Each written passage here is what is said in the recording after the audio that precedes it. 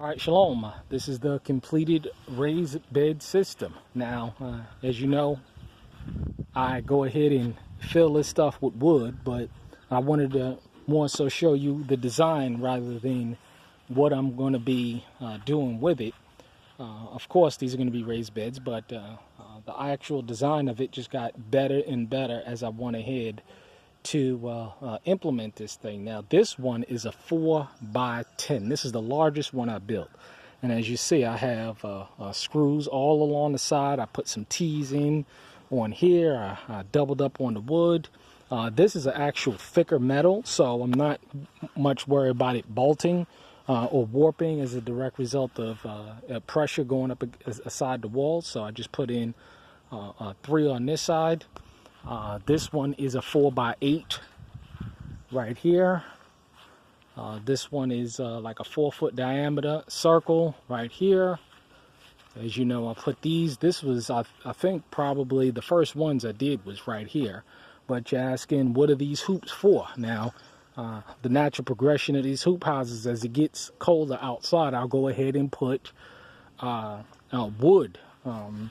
Attaching wood stringers, and I'll put plastic over to keep this and make this into a greenhouse kind of area. So we'll be able to use this well into the winter. And this right here, I got these plastic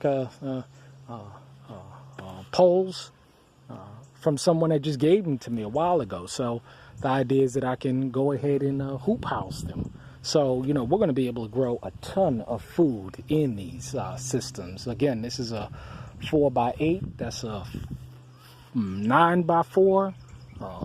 That's about a 3x7.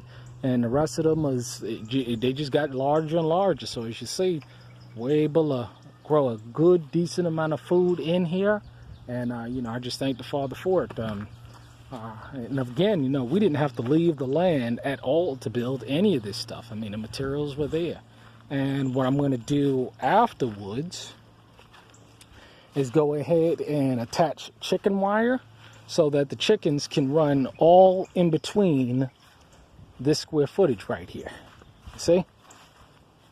So I built it in such a manner that they can run all in between here and eat up all the grass, so I don't have to do any maintenance in between here. And then eventually what I'm going to do is cordon off these areas and grow food in these plots here, filling this stuff up with compost and things of that nature. So I'll fill all of this area up in the fall with leaves and then fill all of this up and use this stuff. So the idea is that nothing is going to go to waste. All the square footage is going to be used for growing, running chickens through here.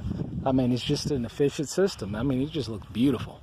So I'm very much excited about this configuration, this makeup, and you can do it too. Just use what you got and be innovative. A lot of work, a lot of work. Again, how we're going to fill these up is just throwing, you know, I mean, tons of scrap wood, decomposing logs that I see. I can take the 16-foot trailer and just run around, drive around, and just pick up dead logs and just put it in there, and it'll add nutrients to the soil. We already planted these beds right here. We got carrots as well as onions growing in there. We're going to be planting a whole lot more stuff as the fall grows in, but that's how we're going to fill them. And this is the end result. This is the end product. Very much pleased with it. All right, you stay encouraged out there. Shalom. And grow some food. No way that you can be self-sufficient unless you can't feed yourself and your family. All right, shalom.